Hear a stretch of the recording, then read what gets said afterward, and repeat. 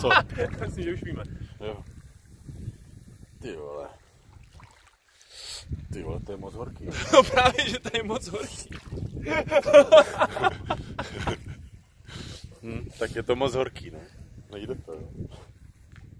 Ani. Ty vole, to bych radši vlezl k těm vodopádu.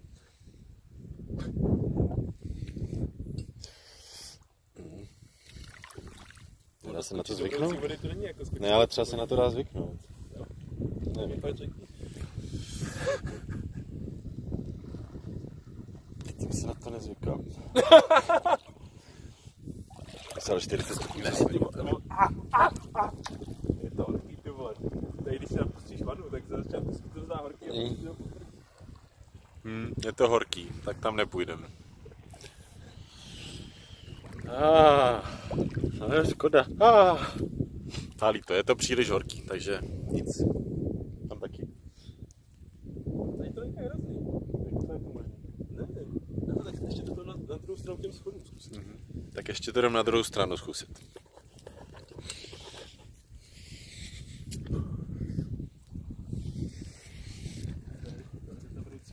Jo, ona to možná teče. Tady teče vroucí voda. Tamhle odsud teče.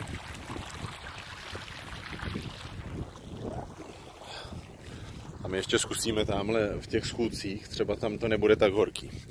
Ten bazén je oficiálně zavřený. Nevíme úplně proč. Jo? Ale je to furt dost horký. Na tohle se možná dá.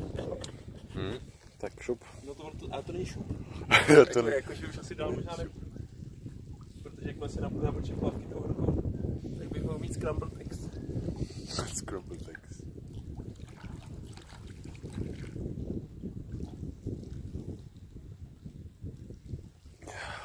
No. Tak to? Nic? Jako na opatření to není, jo? Ale že by to bylo úplně mega příjemný, to... Se ozvem, až tam třeba vlezem.